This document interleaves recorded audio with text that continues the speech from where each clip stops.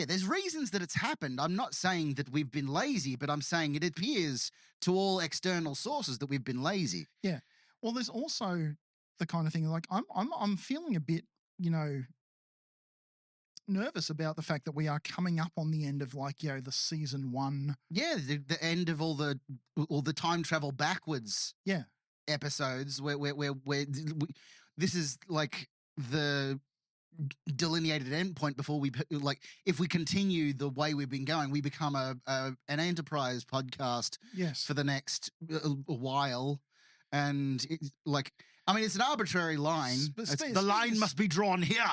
Speaking this of which, far, no further. Sorry. Speaking of which, this is a podcast. Oh, this is a podcast. We haven't done the intro yet. That has a name. Hi, welcome to How Much for Just the Podcast. I'm Damo. And I'm Mick. Screen. How we doing? Energize. On screen. Make it so. On screen. Come. Stand by for source separation. What is it you want, Q? What is it you want, Q? Greed number 1. What is it, Doctor? Anyway, this episode of How Much for Just the Podcast, we're doing another movie. Another movie? First Contact. We're doing Star Trek First Contact, which is the 10th? 8th movie. It's the 8th. I don't know. Does it really matter? No, not really, but I'm it's just... the one after Generations. Yeah. I'm pretty sure it's the 8th, because Nemesis was 10. Yeah. Because there was 10 of the original lot. Yes. And there's 2 after this one of the original lot. Yes. And in terms of the timeline, because the most recent, this was the thing that came up, the midpoint, Nemesis being the last of the 10, mm-hmm. is the midpoint between Star Trek the Motion Picture and Section 31. Yeah. I don't like that. There's as much time between Section 31 and Nemesis as there is between Nemesis and Star Trek the Motion Picture. Mm-hmm. How far we've come. Yep. I've already forgotten more about Section 31 than I have of Nemesis. And Nemesis was pretty fucking forgettable. Aside from Tom Hardy, the movie that nearly broke Tom Hardy, that made him descend into drug addiction and fucking terrible things. And then he turned it all around and he's fine now. But also, he did not have a good time on that movie. Oh, dear. But, yeah. Yeah. Well, I don't think we have... What else? So we may or may not have released an episode before this. Yes, we may have done one small step last episode, which is the Voyager one, but it's because our rules are arbitrary. We know this. Our rules are imposed by us and us alone. But according to our rules, is the main action of the episode needs to take place in the time period that it's set. Yeah. Whereas one small step, no one time travels. It's just shown through flashbacks to old mate who's been in everything. And the concept we have for it is to watch it with someone who's never watched any of Star Trek. Exactly. So that is the plan, or was the plan, or will be the plan, or depending on availability. Last week, depending on. We could just do First Contact, and then we could just do a season of just going off on wild tangents, and that could be one of them. Yeah, we could. We have. I did mention of maybe doing a special episode where we watch Tech War. Yes, which is it's all on YouTube. The whole miniseries is on YouTube. Like, nobody's bothering to fucking copyright it. Nobody's bothering to put down the DMs the. Yeah. The content claim. The content claim. Yeah. No one has claimed that content. No one has stepped up and said I'm responsible for that. Maybe Shatner's just not online enough for that. He does seem to be, though. He's very online. He's so online. It's ridiculous. He tweets, he definitely tweets more than I do, because what a silly man. Oh, I mean, he's in his 90s. Fair enough. Like, you're allowed to go a bit fucking... But he's been like this forever. Oh, yeah. But at this point, I'm worried that he might outlive Patrick Stewart. Yeah, possibly. Yeah, very much. But he is at this point now where the current president of the United States was a while ago. A while ago, the current president of the United States was tweeting at Robert Pattinson about not getting back together with Kirsten Stewart. That's a thing the president of the United States did was tweeting at a celebrity that he didn't know about another celebrity that he didn't know about their relationship that he knew nothing about, and then they elected him president. What the fuck world are we living? Anyway, I'm not going to get into that. No. But that's basically where Shatner is at the moment. He's just tweeting random shit about fucking Sailor Moon and just strange stuff. Well, look, honestly, I think we'd probably be better off if he was the president. Probably. Yeah. He's Canadian, so he can't be No. US president. Well, I'm sure they could change the constitution for him. Probably. Yeah. Or just. I mean, like, what is the Constitution at this point anyway? Well, like, I mean, let's just have a united, Earth Federation, and he can be president of that. Sure. Let's do that. Yeah. Why not? Yeah. Good Lord. So First Contact, eh? Let's segue into the movie we're supposed to be talking about. I nearly didn't have to watch this one because this is probably the Star Trek movie I've seen the most. Right. It's still, most of it's embedded in my brain. Like I can talk along to the lines with it. Okay. I'm not that bad. I remember watching it in the cinema when it came out. I remember being very excited to go and see it in the cinema. I was very excited to see it at the cinema because the cinema in Horsham had the poster up, and I was waiting for it to come out, and then they just didn't fucking show it. They had the poster, but they didn't fucking bother showing it. It really pissed me off. That was probably the last straw. Oh no, the very last straw. So that was when I was a kid. That was 1996 or so. This First Contact was 1996, wasn't it? I think. Anyway, yeah. So that was when I was a kid. When I was older and I moved back to Hopeton, and Horsham was the nearest cinema, I gave him another chance, and was going to the movies, every now and again. I'd see the Harry Potter or fucking Lord of the Rings or whatever was coming out, but. The very final straw for me with the Horsham cinemas that made me never go back, and I never will go back to them, was 2008. I was, being a fucking comic book fan, I was very excited for the Iron Man movie to come out, the first Iron Man movie, and they didn't fucking show it. The biggest movie of the year, the one that started the Marvel Cinematic Universe, didn't fucking bother putting it on because no one likes comic book movies. Fucking. Ugh. Fuck Horsham cinemas. They really aren't on the pulse, are they? No. They don't know what's going on. They have no fucking idea. That's what pissed me off so much, is like their job is movie. Yeah. Their job is know what movie come out and show movie. That's the only thing that they do. I had the exact opposite. Look, with my childhood cinema, because I grew up in Belgrave, so we had the Belgrave Cameo cinema. So I grew up in a town where I could walk to a cinema, which back in that era wasn't like necessarily given. So I never realised how fortunate that was. But I always knew what was coming because I could walk past the cinema and see the posters like you did. And I remember seeing the poster for Return of the Jedi, and because I was 12 years old when that came out. I was peak, in my awareness. I absorbed everything, and I remember saying, because like the poster had the incomplete Death Star with little chunks out, and I was like, oh wow! It was like, so it didn't blow up in the first one. It was just like got really damaged. They just this is what's left of the first one, and the person at the ticket booth said, no, they've built another one. And from that moment, I assumed that the person at the ticket counter just knew everything. Knew everything about movies. knew everything about every movie coming out, just knew all of the lore about everything. And said, so why did this happen in fucking Silence the Lambs? I don't know. Yeah, I mean, see, if I worked at a cinema, that would be me. I would, because that's me now. That's what I am now.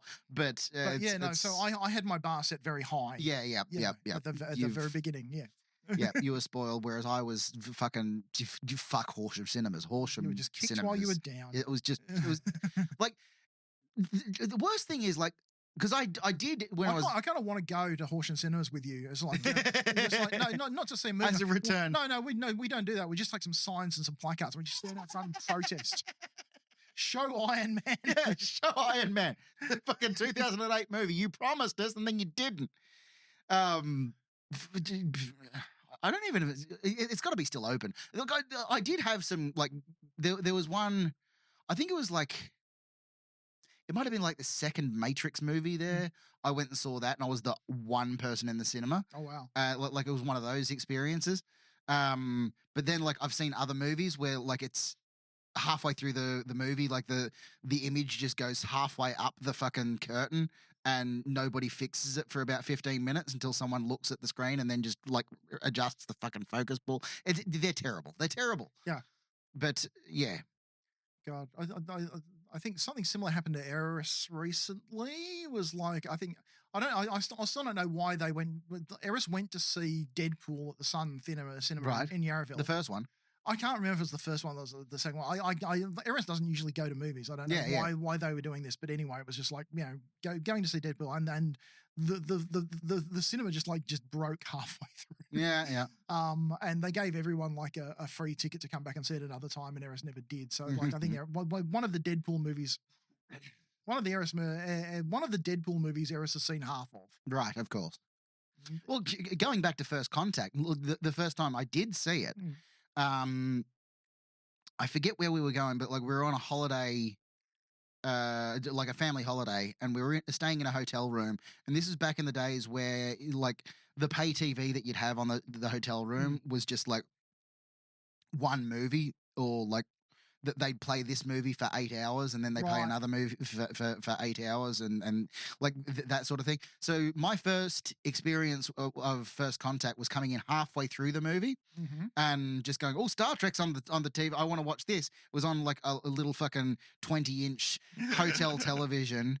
And so I watched the last half, watched through the credits, and then it started again. And Mum and Dad just going, "You've just watched it. You've just watched it." I watched the fucking second half. I didn't see the first half. Now I want to watch the first. Anyway, so it played on a loop for basically the entire time we were at that hotel. I don't know if it was like, and you're still there to this day. I'm still there to this day.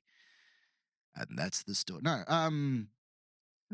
So yeah, like the first time I watched the movie, I kind of watched it twice, and then like I've watched it a bunch of times since, and it was at the time where like my brain was just absorbing bullshit. Like that's why the script is basically in my brain constantly. Like it's somewhere in a dusty box at the back, buried under like empty beer cans and bullshit. But the script for the movie, every line, every fucking beat, every fucking shot is stuck in my brain somewhere that I nearly didn't have to watch the movie again. But I did, because I'm a professional. Well, in my professional, you know, my bout of professionalism was like, let's start with the setup. Somehow I ended up with the entirety of Star Trek The Next Generation on VHS in my house. Oh, who would have done something silly like that? What sort of silly person would give someone a VHS collection in the year of our Lord 2025? It was me. There are a lot of videotapes. There's a lot of videotapes. But once I had stacked them all out neatly on a shelf, I moved a shelf around into the right room just so I could put them all out. Only to realize that none of the movies were there. Yeah. Well, so I went to eBay and I bought 4 Next Gen movies on VHS. So I've got Generations and First Contact and Nemesis and the other Insurrection. Yeah. Yeah. I will say, for the record, though, it's not just Next Generation that I got. No. Of course, we do have all the Voyager as well. Yeah. It's. I was going to keep the Voyager. Again, I've told you this. Like, yes, I was going to keep the Voyager because, like, again, growing up, this is the same era that I was obsessed with. First Contact was like I was trying to buy all of the Voyager videos that I could as they were coming out, just because that's when they were coming out. And was never allowed to because I didn't have my own income and I had to get my parents to pay for them, and they were like $20 each. And it's like, no, we got you one last week. You can't watch blah, blah, blah. So yeah, I was never allowed to. Yeah. And it was just sort of a childhood dream to have the entire series of Voyager on VHS. And I officially did that. Yeah, it's safe and secure. So like I just don't own enough bookshelves right now to even attempt to display it. No, it's there and waiting. Its time will come. I'm sure its time will come, but like it was one of those things. It was So some of them still got little like send away cards for like Yeah. the little prizes. Oh, I and things. sent so many of those things away. I never got a thing back. What? I never won the watch. I never won the one that I really wanted was a trip to Star Trek: The Experience in Las Right. Vegas. That was like a desperate thing that I desperately wanted as a kid to go to Star Trek: The Experience in Las Vegas. It was there in the 90s for like, I don't know, 4 years, and never got to, obviously. Oh. But there's actually a guy that I follow on Twitter that bought the Voyager model from Star Trek: The Experience. Like Right. it was sitting in a warehouse, and like this is his thing. Like he collects starships, and like he makes little fucking dioramas of like he's got all the action figures as well, and like he's got like a starship room that is fucking just chock a block full of every starship you could name. Like he's got about 15 fucking Millennium Falcons just up on the walls, and he's got Those shelves all over the place. Han Anyway, Solo only had one. yeah, I know, right? But like it varying sizes and like he's probably got the Lego one, but he bought the Voyager one. Like he's got it in a warehouse. He has a warehouse. Like he's I don't know I don't know what he does for a living, but he must have a lot of money. But he's got the Voyager one, which is huge. It's like the size of this room. Yeah. Because it was like they had them all suspended from the ceiling at Star Trek: The Experience, and this one, like there's a bit of damage on it because it's been sitting in a warehouse for fucking 30 years. But yeah, he owns it, and it's awesome, and I want it. People want to keep all his models on a shelf in his ready room. Yeah, Like exactly. Picard did. Exactly. Was that seen in First Contact, or was that in? Yeah. Yeah. You smashed little ships. You broke little ships. Yeah. No. So I was like, the thing is, like, because I've watched a lot of these movies recently, they're all starting to blur together now.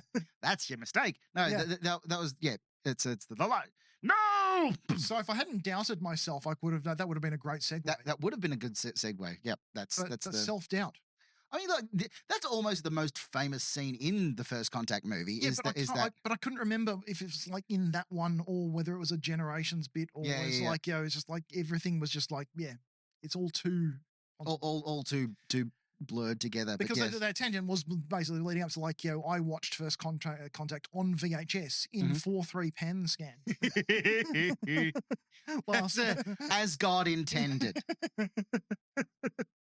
As originally designed.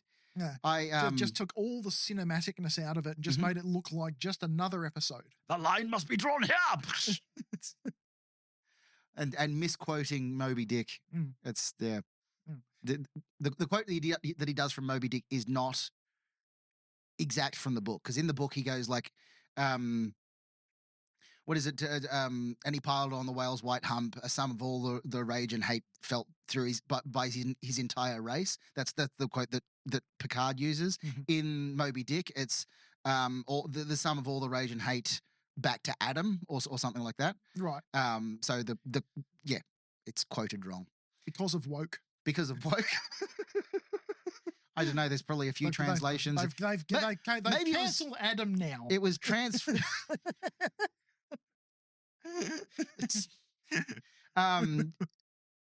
maybe it's translated to French and the universal translators translated it back or something. I don't know. But funnily enough, like a few years later, Patrick Stewart starred in an adaptation of Moby Dick where he played Ahab.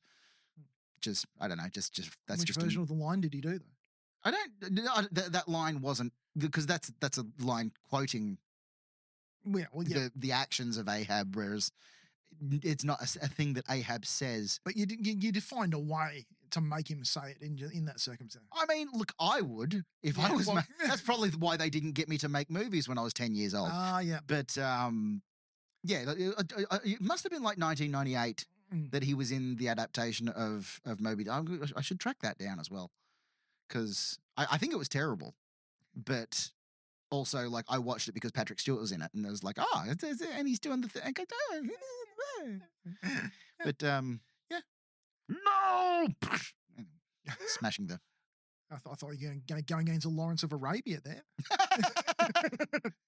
Was Patrick Stewart in Lawrence of Arabia? No. But I mean, like, he was a bit like that in First Contact. Like, we had a bit no prisoners. Yeah. This is that's because like looking at it from an adult lens, as a kid, like I still love the movie. I still love First Contact. It's probably one of my favorite. That's why I've seen it so many times.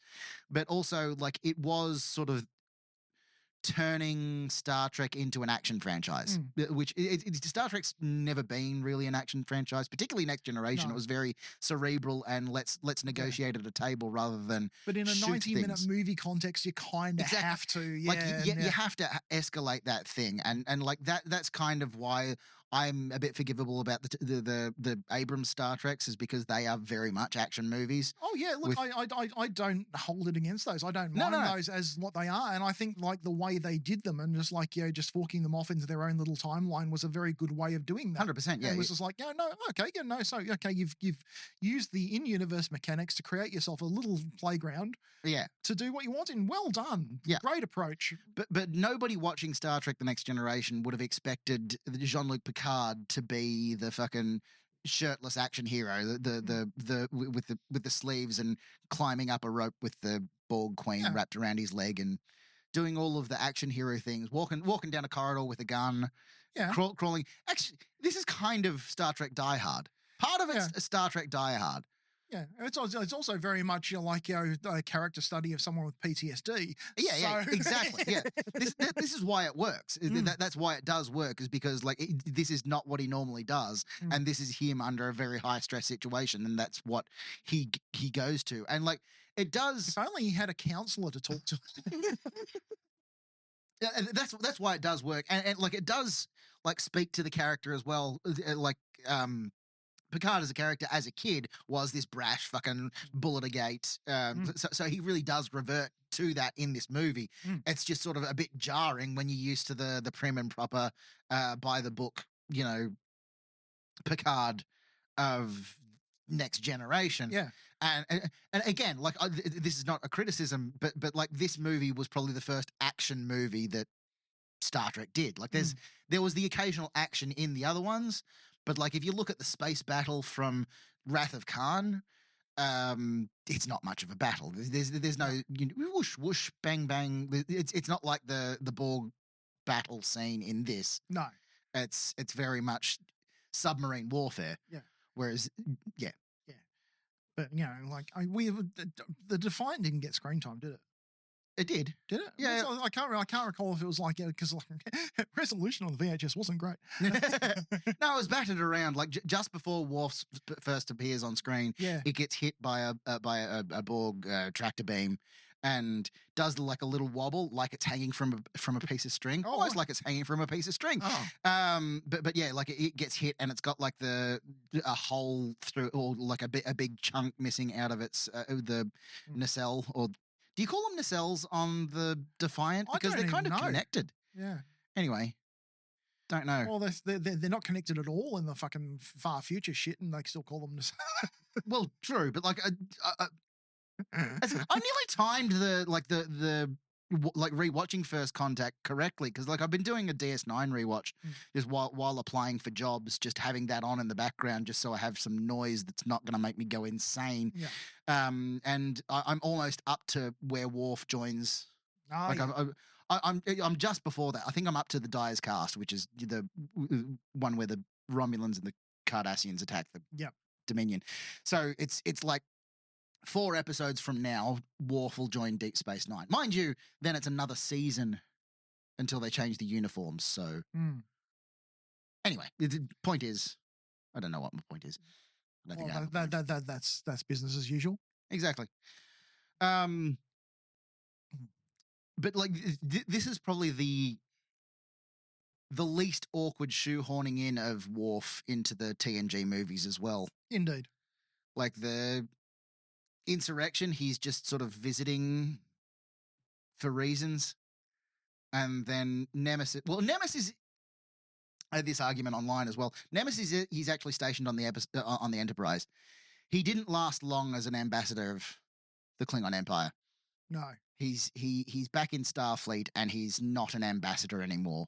So something went on there, but yeah, like I had this argument online because it's never mentioned in the movies. It doesn't fucking anyway. It was said in the script. There was a deleted scene about it at Riker and Troy's wedding, and like there's a whole bunch of external lore, and like all this guy online, like he was a me, Yeah. but like with a different like. He was a canon nerd. Yeah. It's like, oh, it's not canon. It's fucking, but like this is that, and like here's this bit of evidence. It's it's not canon because you didn't see it on screen. It's like, well, that's not how that fucking works. But it's it's not canon. It's, fuck you, you little cunt. It's me. He's me gone down a different path. Yep. And I hated him. And if you're out there, you're wrong. Worf was not an ambassador in fucking Nemesis. He was stationed on the Enterprise again. Right. I don't know why I went off on that tangent. But yeah, this is he's not the ambassador type. No, he's not. But like ambassador to the Klingon Empire with Martok in charge, that makes sense. But also, yeah, like being a Klingon ambassador to the Federation or like a Federation ambassador to the Klingon Empire, you do need to sit in some fucking boring meetings. And you also need to be like, flexible and like, not so concerned about the rules. You need to like, bend a little. Negotiate. He's not the temperament. Yeah, exactly. It's just like, he's very much the type to go, well, that's not canon because I didn't see it. Therefore, that's like, the Federation's going, but we've got deleted scenes, Worf. Yeah, exactly. I made the joke. It's like if I could magically make the character come to life in actuality and tell you straight to your face that he was no longer like I still feel like he wouldn't have believed it. Like there was just no talking him around. It was like he was still an ambassador. Well, why is he on the bridge of the Enterprise? Oh, because you can be an ambassador and still in Starfleet. No, you can't. Fucking, what are you talking about? Since when? Why? No. So why would you still be serving on the bridge of the Anyway, it doesn't matter. Work experience. He's researching for a role.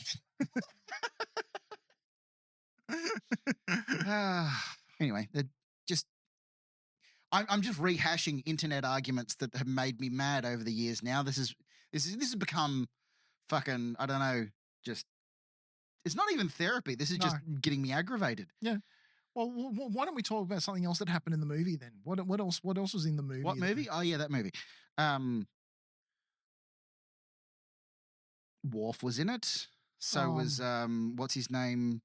They originally talked about maybe doing this in ancient Rome. Mm-hmm. That was one of those bits of trivia that I kind of enjoyed because we would have got Picard. Was it Berman or Ron Moore? You said, yeah, yeah. Ron Moore was like, we can't put Picard in a toga, and it's like, but everyone who's ever seen I Claudius would have fucking loved that. Yeah. I Clav divs. I Clav divs. It's Picard in a toga. They could have been put hair Patrick back on Stewart. him. Yeah, put hair back on him. Oh dear. I mean, yeah, could have. But I don't know how a Roman one would have worked. Like, in a lot of ways, it makes a lot more sense for the Borg to go back well before 2063. Yeah. I mean, the further back they go, the easier it is to disrupt anything. Yeah, but also it's the Borg and they want at least something worth assimilating. Mm. But in that case, why 2063? Why after the devastation of World War III, when the population is at its lowest? Wouldn't you want the more drones possible? Like you would have gone back to 2000. Yeah, I mean, all they really want is, I mean, they need to. They keep getting beaten by these silly humans. So they're like, it's obviously a net win to take these silly humans out of the equation, right? Yeah. So no matter what point in history you assimilate them, it's a win. True, it's a strategic value for the amount of trouble that they've caused over the time. Yeah. So it's like for fuck's sake, let's just. So it's just like go back any time, kill a significant number to change things, and then get on the blower to the Delta Quadrant, or hear me out. Send 2 ships. Send 2 ships against the Federation. They only ever send 1 ship. The Borg only ever send one ship to assimilate all of Earth, and they go straight to Earth. They don't just fucking whittle it down and go like inwards from the Bajoran system. Well, they're trying to be surprising, I guess. They're trying to catch us with our pants down. They're trying to cut the head off the serpent, I suppose, in a way. But like, devastating Earth is not going to take the Federation out of the equation. It's not even going to make it's. Well, this is assuming their plan wasn't the whole time to do the time ship thing. They weren't just getting close enough to throw the time ship in. But in that case, why would they have to get close to do the time? Travel back in time from the Delta Quadrant, then travel to Earth before you've got a fleet of starships trying to stop you. Like, the Borg are stupid. But we know now from canon, they're just lonely. Oh, for fuck's sake! Don't get me started on Picard season 2, please. She was just lonely. She wanted some friends. No, look, my headcanon, which is like it's in my fan fiction bullshit. Like my headcanon is that the Borg, as effectively a galaxy spanning consciousness, has limitations. You can't have a single mind across that vast a distance. So like sending anything out to the Alpha Quadrant like that is stretching yourself too thin.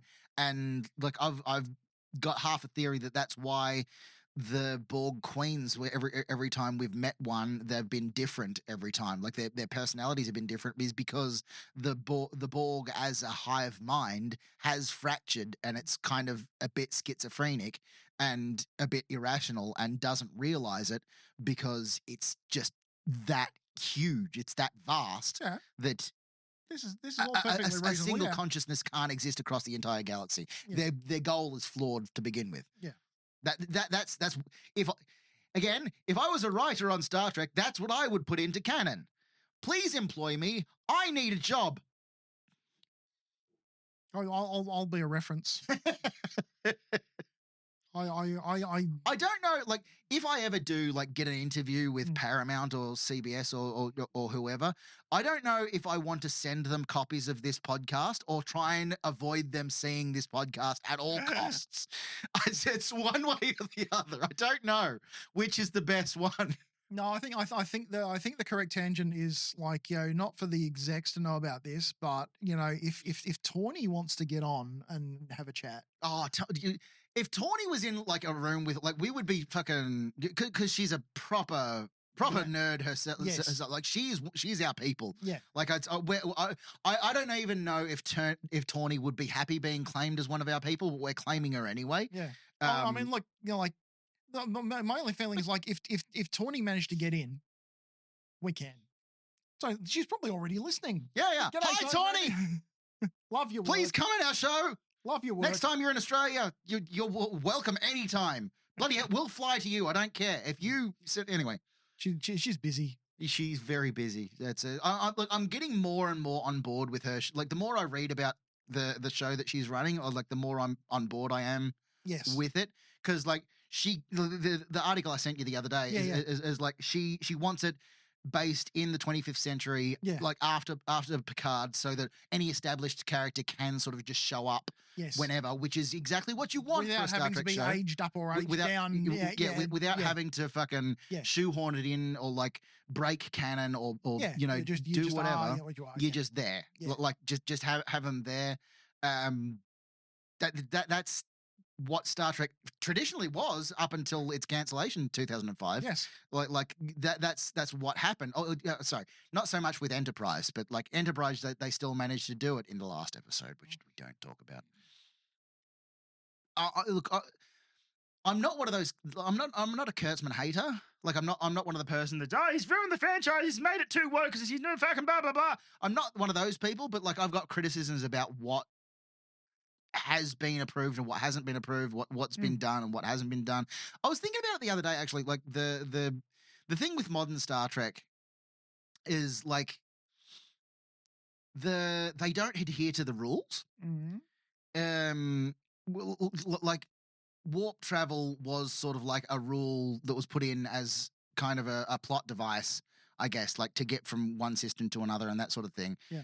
But that didn't mean you could go the entire galaxy in the blink of an eye. Yes. Then Discovery comes along and, you can go anywhere in the blink of an eye. Doesn't matter. And once upon a time, death actually meant something in Star Trek. Yeah. Now, it's magic mushrooms can bring you back. Yeah. It's no I mean, problem. I didn't mind the Discovery idea as a concept because it needed to be like, a thing that was tried and didn't work for reasons. Yeah. I don't mind them having like, this kind of like, we had this weird technology that we tried out, but no, it came at a terrible price. We can't, that's why we don't do that anymore. Exactly. Not like, it just went into the future and everyone forgot about it under orders. Yeah. It's a bit of a, because like even if everyone forgets about it, like Starfleet's going to have records that will be unsealed after a few hundred years. Like it's not going to be completely forgotten until the 29th. That's why Starfleet needs some kind of body that doesn't play by the book and gets things done. But like what I'm saying is like the limitations or like the in-universe rules that were established like a long time ago were there not to hinder plot. They were there like so you could build plot around it. And just actively getting rid of those rules doesn't help anything. It's kind of like Doctor Who going. It was the whole foundation for Voyager existing. Exactly. The whole thing was like, that was the point. Was like, you got dropped into a situation and you had to. But I'm not just talking about the warp travel thing. No, I know, but I'm just saying it's like, that was one of the great examples of taking the constraint and making it a thing. Exactly. The device. Yes. That was the plot device. That's what kept the story moving forward. And it's kind of like the Doctor Who thing now, where it's just leaning into magic. It's just like, this can work in science and blah blah blah. It's magic. It's now the Rani can like blow and turn people into fucking ducks. How? Doesn't matter. Yeah. Doesn't matter. Just go with it. Science. Just go with it. She does like science reasons. That whole thing, the whole just go with it thing, kind of annoys me from a nerd perspective, from a like a fucking nitpicky dickhead perspective that I am, is because like those established rules are in there for reasons, and like again, this is what First Contact does. In the time travel thing, like it's like, why can we remember the past as it was? It's because we must have been stuck in the eddy of the thing. Didn't make sense, but at least it was like established within the rules of the thing. I mean, there was a thing, and they were in the wibbly wobbly thing. Yeah, they were in the they were in the wibbly wobbly thing, and that protected them from the changes in the time. But they could still scan Earth for reasons, and going through the temporal fissure, like broke the shields and broke this and that. And that's the point I'm trying to make is that like the established rules aren't there to stop you from telling stories. They are a framework to build stories on top of, and just actively ignoring that framework and just deciding to build something in the mud is not necessarily servicing anything. Agreed. I'm not saying you can't do it. I'm saying you need reasons to do it. Yeah, you need to like explain what you're doing and have a reason for it, and just like And even if it's just bullshit techno babble, like it's we reversed the polarity of the tachyon stream and that did the thing. It doesn't make any sense. But within the context of the show, we're used to weird bullshit techno babble explaining away things. Yes. Yeah, because you've just got to have a universe that just works internally. Exactly. Yes. Internal rules. Yes. Yeah. And if you're just throwing that away, you're just making a different show now. Yeah. And which is fine, but give it a different name. Yeah. If you want to start a new show and do something different, then just do a new show and do something different. Just do it. And again, this does make me sound like a new Trek hater, but and I'm not. There's a lot about Discovery. There's a lot about the new Star Trek that I love. There's just criticisms that I have with decisions that have been made by Kurtzman or others that I don't agree with, and I don't think Tawny would make the same choices. And I don't think we needed to throw away that 900-year gap. I don't think we were done with the 25th century. Let's do that. 29th. Well, I mean, like 25th is like where we left off. Oh, yeah. But they didn't need to go. They didn't need to throw away 1,000 years to just just to get away with just to get to the point of like, knocking out the struts on the nacelles. Yeah, exactly. Yeah, You know. that would have been my argument. Like that would have been me in the writers' room. Is bring it into modern Yeah. era, like Picard era Trek. Like bring it into the 25th century instead of the 29th. Yeah. Rather than skipping 400 years, bring it in. Yeah, that would have been my, because then you can do like the cameos by established Trek actors. You could have them meet Picard. You could have them meet, fucking Wesley. Like, have the characters that we know and love in that show. Yes. Yeah. And we're not done with that era, obviously, because people are still wanting to write it. They're still doing stuff in that era. Exactly. It's like that we don't need the far distant Trek as well. Like the fact that they let Star Trek Legacy just go by the wayside is just astronomically stupid. This is, again, like the criticisms of the franchise custodians, I suppose, the current custodians of Star Trek in general, is like you had this goal perfectly set up. Like there was an appetite for it. There was it's what we wanted. Even after the fucking travesty that was Picard season 2, once Picard season 3 got done, we still wanted it. And we didn't want it with the TNG cast. We wanted it with Seven of Nine, with Raffi, and with a new cast of new people. We wanted new stories to bring the universe forward. Yes. To further the story of Star Trek, because that's what it is. It's looking forward. That's where it went wrong initially. As again, not a criticism of Enterprise. They wanted to do a prequel series, but it was retroactive. It was looking back. It wasn't moving the story forward. Yes. It was just sort of filling in the gaps that didn't need to be filled in the first place. And again, they did it with Discovery by going back and doing a prequel again in the TOS era. They're doing it again with Strange New Worlds. They're going back. Going back doesn't doesn't forward the story. No, it's nice as an event thing. Yeah, like like in First Contact, I think First Contact was a great way of doing that, just like showing us stuff that went before. It was a special event where we get to see some of the prequel stuff that went before in the flesh, as it were. Exactly. That was a great way of framing it and exposing it and doing it. Mm-hmm. They didn't have to do the the First Contact mini-series event, which is just like a whole new cast, building the first warp engine. Exactly, and that's what they're talking about doing now. So they've talked about, we're going to do it, but it's already been done in this movie. We've got it. We've got it. We've seen it. We've seen James Cromwell as Zephram Cochrane. We don't need to see another actor as Zephram Cochrane meeting Lily at fucking, I don't know, a refugee camp after World War III. We don't need to see them in a missile bunker in Montana doing a bunch of numbers. We don't need to see him going out shopping for tequila. Yeah, exactly. Which is what you'd get.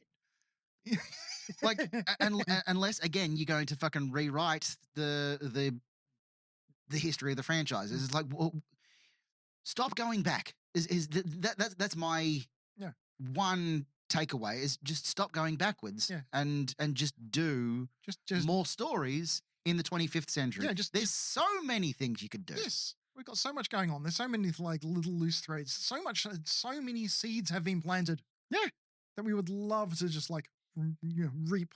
Yeah, I kept that analogy really consistent.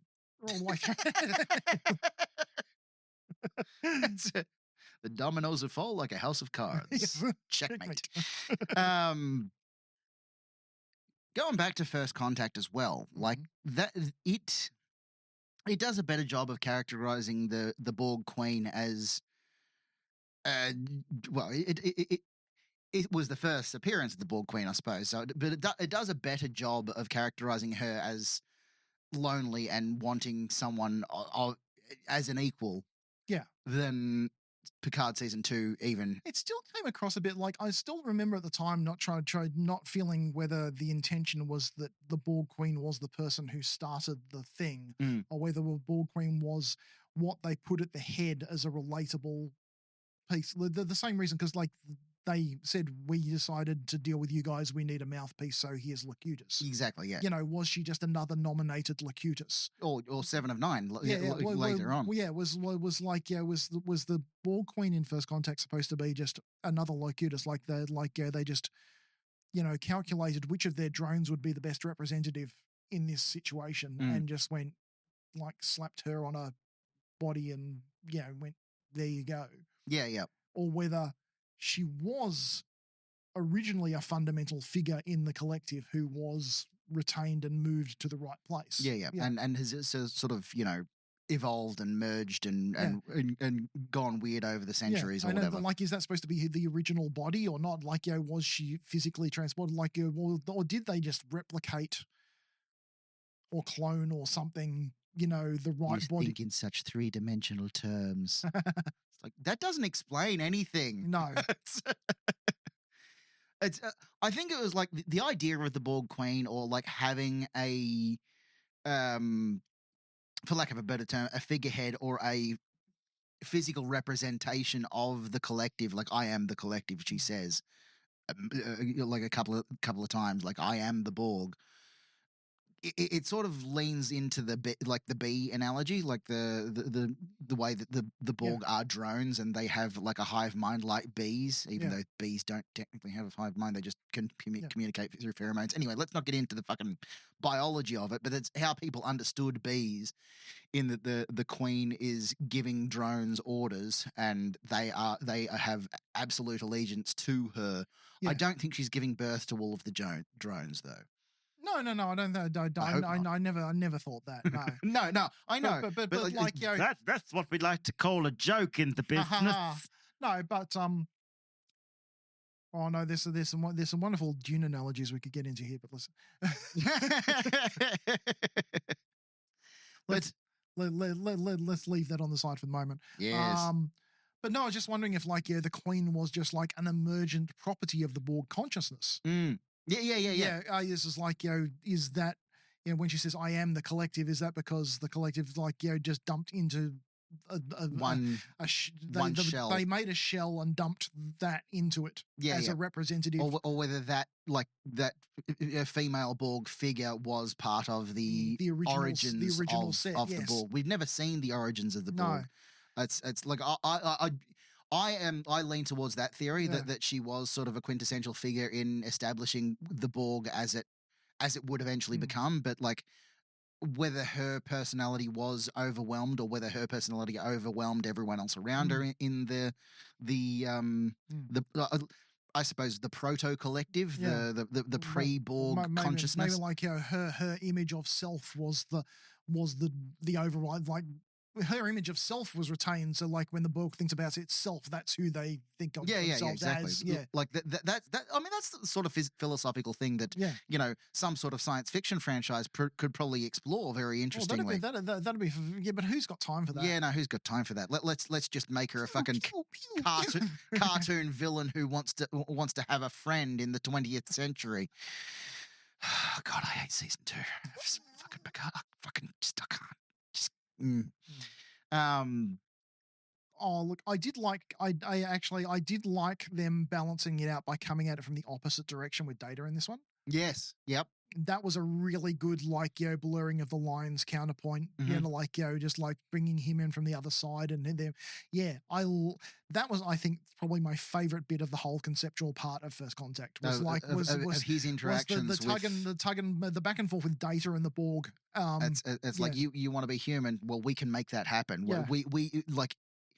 We the Borg merge biological and technological. That's what we do. It was the ideas they had with Lore in like season 6, 7, but done better.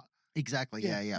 That sort of interplay between Data and because like, say Data had been discovered by someone other than the Federation, like what would he have become? Like if the Borg had have discovered him originally, would he have become the next type of drone? Well, I mean, they actually did that storyline with the Borg finding Lore. Pretty much, so, pretty much, exactly. Well, I mean, except but that Lore was already a bit. I mean, yes and no, like because the Borg that Lore found were already severed from the Collect, so like that they had already sort of being led directionless, but like, yeah, there's a lot of interesting sort of things between like a fully artificial consciousness like Data could have with a hive mind like the Borg Queen, and we got to sort of see some of it, but yeah, 100% that was probably the one of the strengths of the movie. Book series. Yeah, probably. Look, I'll write it. I have a fucking concept like in Star Trek Eternity, like the time travel series that's in my brain. Yes.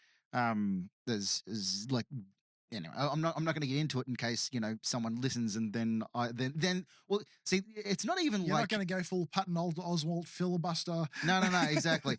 but also like it's the in the unlikely event that anyone ever listens to this, is like, if I have that idea, no one can use that idea because I've had that idea. It's the same reason like JMS like doesn't like story ideas sent to him on Twitter. Yes. As like, if you send me that, I can never do it. So yes, well, you have that thing that you would love, that you write fan fiction about it. I will never read it because I cannot I cannot put myself under that legal sort of thing. Yeah, no, absolutely. Just employ me. And I'll do it. I will do things for money and or food and shelter. Can you tell I'm a bit preoccupied with being unemployed? Yeah, just a little bit. I keep bringing it back to please give me a job. Or just like if like about 1,000 people could like sign up for Patreon. Yeah. It's Patreon.com/DMCU. Have we got 1,000 people that listen to our bullshit? Oh, probably not. I don't think we do. But I don't think it's unreasonable that 1,000 people on a planet of billions might enjoy our little shit enough to just like chuck in a couple of bucks. It's not unfeasible. Infeasible? Unfeasible's the word, isn't it? I don't know. It is now. That's canon now. That's canon now. We're changing fucking Webster's dictionary now. Who else had the character? Oh, that was the other character. The other character bit I would like. Yeah, but okay. Troy getting drunk on the planet. Yep. Right. This is my thing. I think Marina Sirtis was actually drunk. Because if you're acting drunk, you wouldn't lapse back into your own real accent instead of putting on the one that you've been doing for 10 years at this point. You've been doing the fake, like Troy accent. And yet somehow in this one scene where you're supposed to pretend to be drunk, you become a Cockney. Pretend. Yeah. Just accidentally. Go full Cockney suddenly. All right, governor. We don't have the time. There's no time to talk about time. She didn't sound that bad, but that's how I'm going to hear it. No, exactly. It's like, that's my conspiracy theory. Conspiracy. Oh, bloody hell, Will! This is set from Cochrane. He gave me some tequila.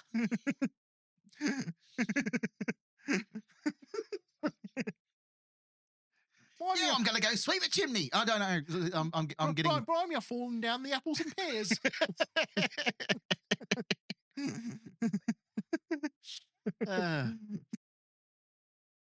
The ill-fated Lieutenant Hawk. Oh yes, who's just like the only new person on the bridge crew. Just like it's you're gonna have a bad time, mate. Like as soon as he appears on screen, like even though was it Neil McDonough? Is it Neil McDonough that plays him? Great actor. But as soon as he appears on screen, it's like, bud, your time is short. It's like you've got Worf, you've got Picard, you've got new guy. It's like who's gonna die? Like who's gonna get the one that's gonna be assimilated? Well, I remember watching it and thinking they were gonna pull this full circle. Like they were gonna do the whole Picard was like because no one gave up on Picard, and now Picard's going, they're lost, kill them. But like we pulled you out of the collective, Jean-Luc. I thought that was going to be the full circle of that arc. It was like Picard was going to go, well, maybe we can pull them out. Maybe we can give them the chance I was given. Yeah. Maybe that was like the breakthrough in him. It was like letting go and actually trying to trying to help rather than just shoot if first. I'd been the screenwriter, that would have been the arc I would have rolled with. And I thought that was the point. It was like, rather than having it happen to unnamed crewman number 1, they actually gave us someone to relate to. So we had some investment in going, Jean-Luc, make this call. You were saved from the collective, and now you're running around with a gun going, they're lost. Fuck them. Yeah. That should have been the call back to reality for Jean-Luc. But no, apparently not. No. Sorry, Lieutenant Hawk, you're going to go off and burn up in the atmosphere now. Yeah. Good luck. Bye. I suppose you've only got so much screen time, but yeah, like he was basically a red shirt. He was in a gold shirt, but like he was basically a red shirt for the movie. Yes. And they got Neil McDonough to do it. I don't know how big a star he was at the time. Like I suppose he's not a real big star now, but like he's been in a lot of stuff. He was in Boomtown. He was in he's been in lots of things. He's a character actor. Like he's a hard worker and he's a good actor. And I don't know how well known he was at the time of Star Trek First Contact, but the second he appears on screen, it's like, this is random lieutenant who's on the bridge now. Yeah, he's got a few lines. I'm sure he's going to be fine by the end of the movie. Not so much. What do they do without the deflector? I don't know. I suppose shit just like hits the ship all the time. Yeah, but like, because they blow it up. Like they send it off into space and assimilate this. Like he blows the shit out of it. Ordinarily, so like with time travel portals and time travel like fissures, they usually make them by directing like tachyons through the deflector dish. What do they do now that they've blown up the deflector dish? Did they have to stay in orbit while they fucking replicated a new one? I presume so. Or it's just like, maybe they've just like got a couple of spares, because like they go through them. They go through a couple every season. It's like they probably have like a deflector ready room. In which case, what was the point in blowing it up in the first place if the Borg could access that? The return trip. I mean, it was a ticking clock thing. It was like it wasn't like maybe they would have done it again if things hadn't gone that they had. Yeah, but they had to stop it happening right now, and the best way of doing that right now is pop that one off. And it's obviously designed as a replaceable unit. Yeah. like you can manually release it. Like it's. I feel like the entire sequence was just an excuse for a spacewalk thing. Oh, it was, but yeah, is the point that I'm trying to make. I guess. I mean, it absolutely was. But I think it's perfectly reasonable in context with the universe, knowing how much abuse they have, that the deflector is like it's your razor blade cartridge that goes on the handle. Yeah. It's just like you buy a pack of 10 of them. use them a couple of times and then just chuck them away and click a new one on. Yeah. That's obviously what they're for. Sure. But like building the engine, Jordy's probably got a subscription. We'll pay an annual fee and just buy 10, get one free. When are we going to get music on those little crystally discs? I want one of those crystally little disc things that Zephram Cochrane has in the cockpit of the thing, like the little octagon. Little octagon. It seems so impractical. It does seem impractical, but I want one. Little glowy crystal disc that just plays fucking Magic Carpet Ride from the middle of the song. Okay. For no reason. Well, he obviously forgot to rewind it.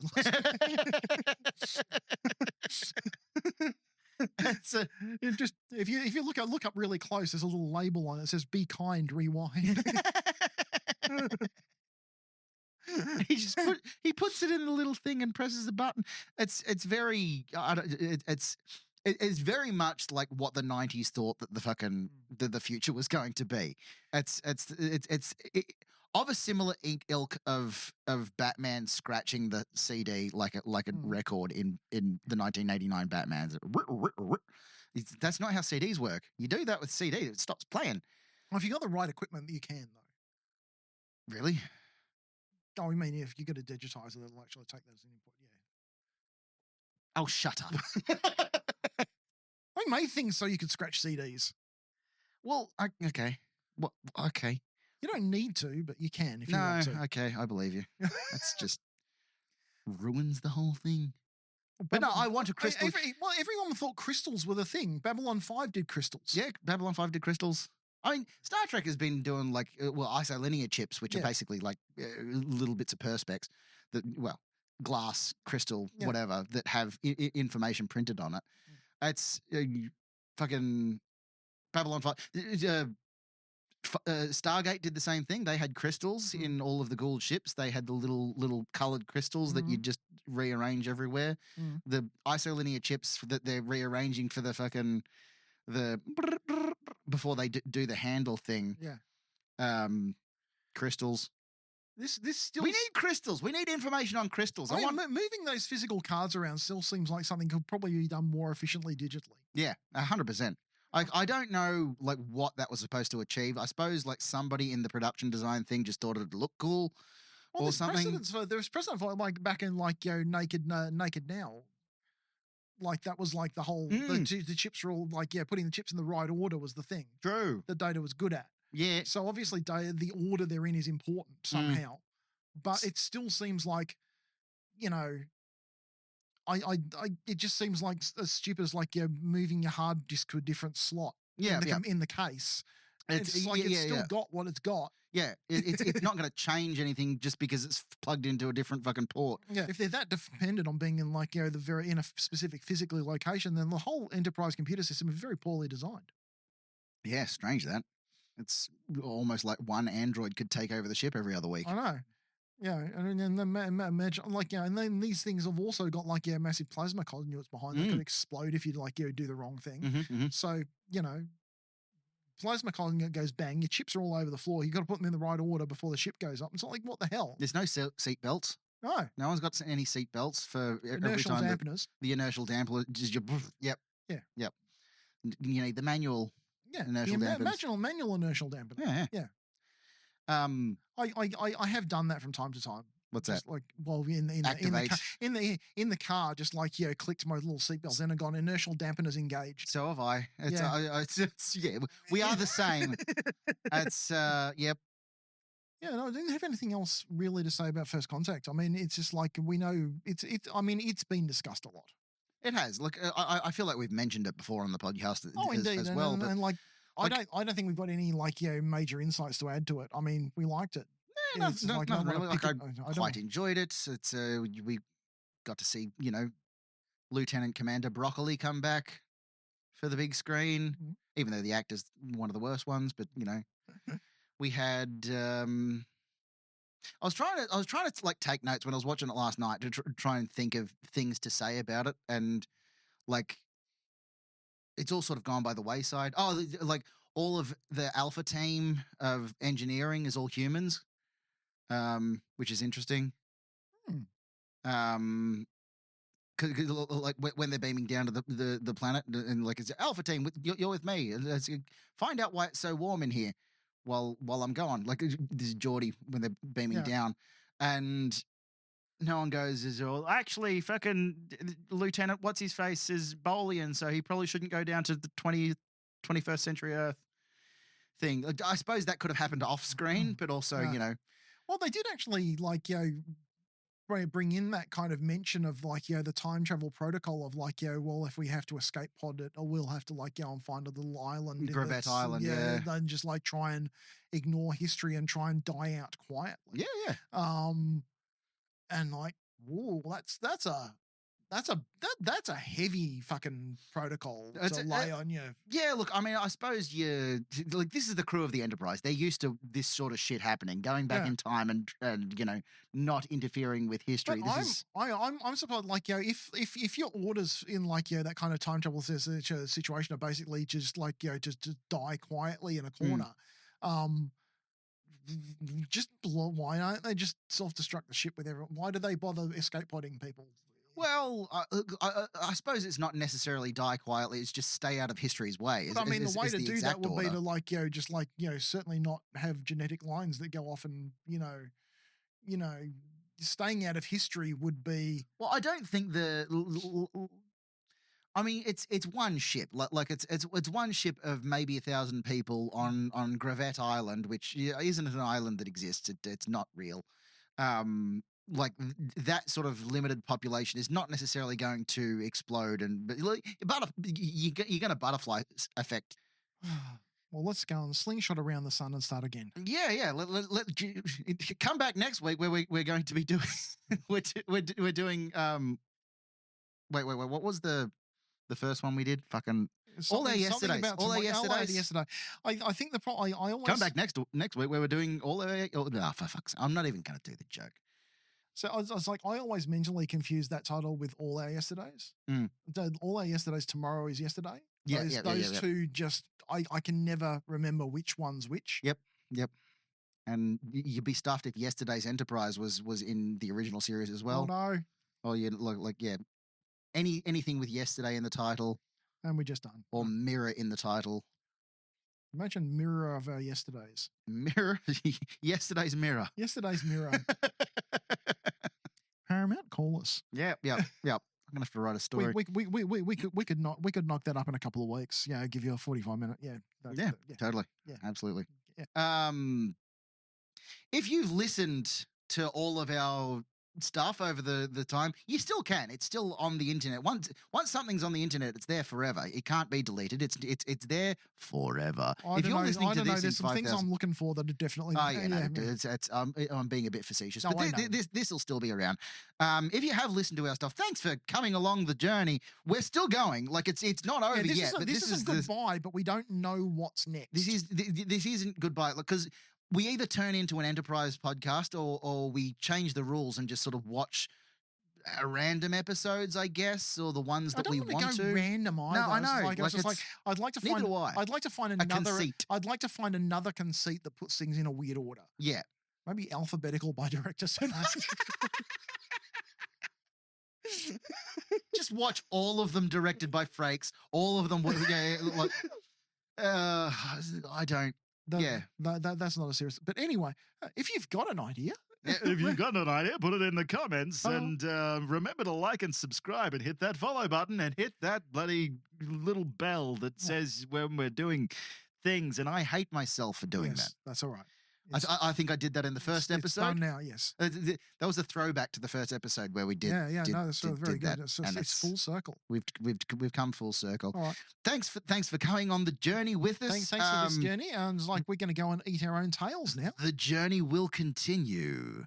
I guess it's. Do you want to have a farewell word? Computer end program.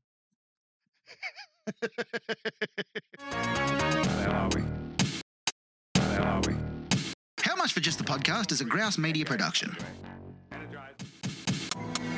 The theme music you heard was the Picard rap by Nikolai Kingsley. Where the hell are we? For all links to our stuff, we have lots of stuff, go to prettygrouse.com. There are 4 lights. Irrelevant. Irrelevant. Shut up. Yeah, you just want to make me out to be a pervert. I get it. No, I understand. Yeah. I'm not a pervert.